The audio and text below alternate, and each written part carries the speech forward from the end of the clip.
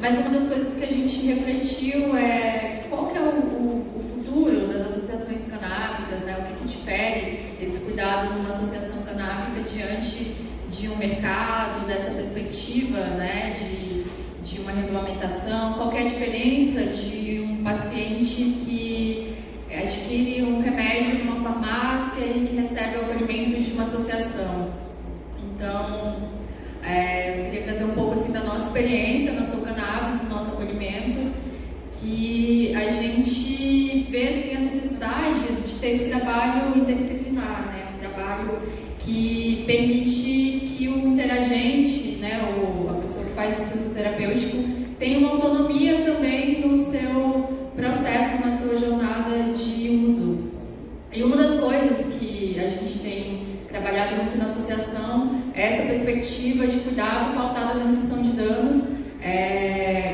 A gente vê que muitas pessoas fazem uso, né, do canabidiol, da cannabis, mas esquece que a gente está falando da maconha, que é uma planta que é proibida, que pessoas morrem, né, enquanto tem pessoas que estão se tratando com essa planta, outras pessoas estão morrendo, né, pessoas pretas, periféricas.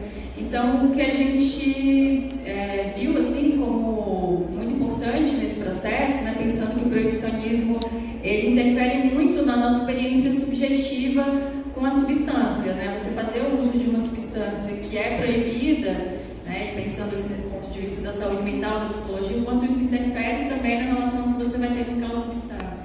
Então, a gente criou grupos gratuitos, grupos de apoio. O nosso trabalho ele acontece de forma online, mas a gente conseguiu aproximar as pessoas, apesar, né, dessa distância física. Então, nesses grupos a gente tem trabalhado muito a desconstrução desses estigmas, né, trazendo essa perspectiva do que é o proibicionismo, né, também fomentando muito a autonomia para a pessoa saber o que ela está consumindo, né, a gente já recebeu perguntas assim, principalmente a gente vai falar depois no grupo de psicoterapia, né, que a gente presta também esse suporte à saúde mental, e a gente já ouviu pessoas perguntando, mas qual que é a diferença de fumar maconha e de usar um óleo, né? Então, a gente trabalha muito nessa perspectiva de uma orientação, né? Então, a gente tem os terapeutas canábicos, que são profissionais que a pessoa tem um contato ali antes de uma consulta médica para fazer esse trabalho de orientação, né, de acolhimento, de explicar o que é o sistema endocannabinoide, né, o que são os fitocannabinoides. E a gente vê assim, também como algo muito inovador dentro da associação essa preocupação com uma reparação histórica, né, através de acesso às pessoas que estão vulnerabilizadas por conta, né, dessa guerra às drogas. Então a gente tem esse trabalho, né, entre a equipe de médicos, terapeutas canábicos. A gente tem também assistente social que, né, através dessa avaliação, dessa anamnese, a gente consegue oferecer acesso para as pessoas que estão em situação de vulnerabilidade social. E a gente tem recentemente uma parceria com o Edley, né, que é uma ONG aqui de São Paulo, que atua já há mais de 20 anos com redução de danos, e a gente agora está conseguindo também pensar no acesso para as pessoas que são também usuários de outras substâncias e querem usar a maconha como redução de danos, né, ou ter um benefício terapêutico.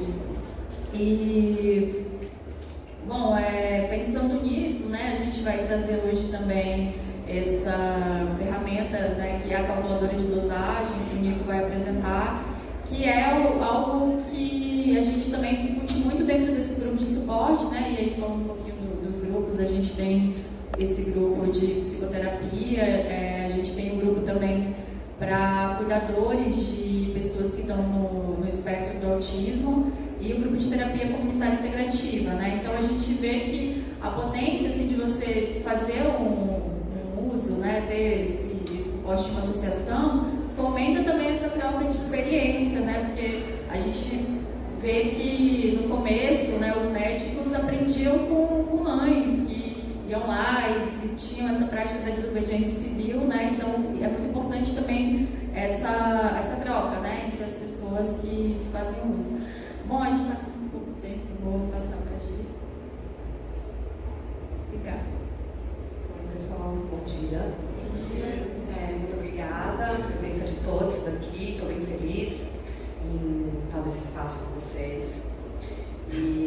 quando a gente pensou esse espaço, né, com esse tema das práticas inovadoras, a gente foi justamente um pouco disso que a Otávia trouxe, né, pensando em toda a estrutura que a gente tem de atendimento pela Som Cannabis e de o que a gente tem de inovação que a gente vai entendendo é dessa construção, né, a partir do mapeamento das demandas que aparecem, que a gente consegue olhar, consegue captar nos atendimentos e considerando também uma responsabilidade social, né, atendendo demandas de pessoas que estão num lugar de vulnerabilidade, que muitas vezes não têm uma condição social de acessar esse tipo de tratamento e não só apenas o medicamento, né, mas poder ter um acompanhamento global, né, um atendimento mais ampliado.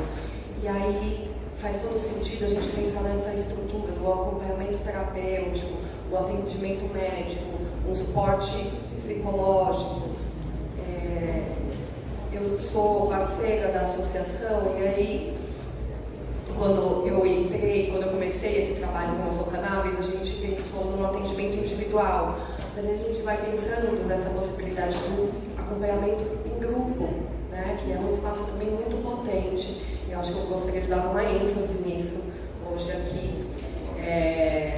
O espaço de grupo de psicoterapia é algo muito interessante, porque a gente vai pensando nesse mapeamento dos afetos das pessoas que estão ali naquele campo grupal e como elas vão se articulando, né, e pensando num processo de desenvolvimento de autonomia individual, mas também em conjunto, que isso é construído coletivamente, né? Então tem uma riqueza aí nesse espaço que a gente promove junto com o outro e no sentido de fortalecer esse grupo a ponto de que ele possa se tornar autogestor de si, né? Então o papel do psicoterapeuta, sou eu no caso, a Távila também, a gente faz essa condução, essa facilitação.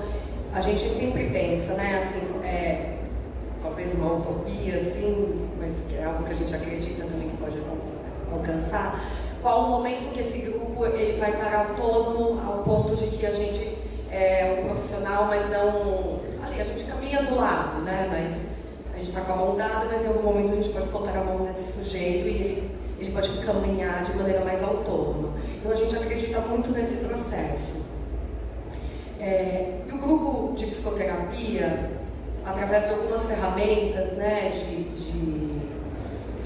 psicodinâmica, da área da psicanálise, da psicologia, de psicologia social, a gente vai desenvolvendo algumas ferramentas de manejo, ferramentas ali de estimular as pessoas a pensarem nos seus processos e trabalhar muito essa escuta coletiva, né? Então você compartilha a sua experiência, mas você tem uma escuta ativa também sobre o outro que está naquele espaço com você. A gente vem construindo esse espaço.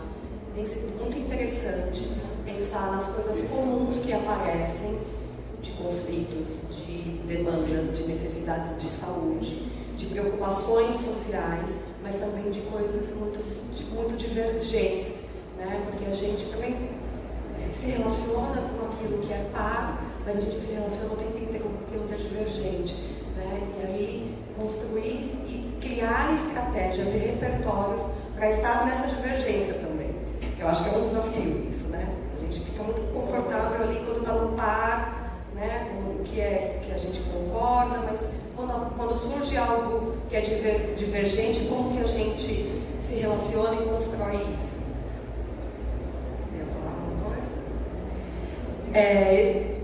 Esse encontro aqui de hoje era para ser mais interativo com o público, então eu acho que se a gente tiver um tempo dá para as pessoas perguntarem, a gente tem alguma troca aí, tá bom? Eu não vou me estender muito, mas quem quiser perguntar e quiser chegar depois, eu quero a fala para o Nico. Mas antes, eu quero também citar da parceria, né, que a Távila comentou aqui rapidamente, que a gente tem com o Centro de Convivência de Lei, que é uma ONG de redução de danos, que já está aí em São Paulo há 25 anos, atua também no território da Cracolândia, com pessoas em situação vulnerável, em situação de rua. E a parceria com a Soul Cannabis e o Edley é para tornar acessível a possibilidade desse tipo de terapêutica, mas não só a dispensa do medicamento, pensar nesse atendimento mais global, né? O que a gente chama também de clínica ampliada, pensando num atendimento interdisciplinar, para que isso tenha um contorno melhor para essas pessoas, né? Acho que é isso. Bem, então, eu vou falar aqui rapidinho. A gente tem várias ferramentas importantes nesse manejo, né? Que são extra técnicas, né? Foram faladas algumas importantes, o acompanhamento de perto, né? Constante, o feedback constante através de terapeutas e o acompanhamento coletivo que as pessoas fazem de si mesmas, inclusive, né? Com a facilitação da galera. Isso são ferramentas associativas. Eu vou falar de uma ferramenta aqui mais técnica, mas igualmente importante, que é a de dose. Aí, dose é o seguinte: é a quantidade de alguma coisa consumida numa só toma. Eu vou falar meio rápido aqui porque a gente tem pouco tempo, mas depois a gente continua o papo se vocês quiserem. Então, segura. Quantidade de quê, né? Isso aqui é importante a gente entender. Então, tem os canabinoides de forma natural, de forma isolada e de forma sintética. Sintética eu não vou nem falar porque é outra história de dosificação, mas isolados naturais é muito simples, porque como ele é isolado, a quantidade do isolado total no extrato, o peso, já é a dose.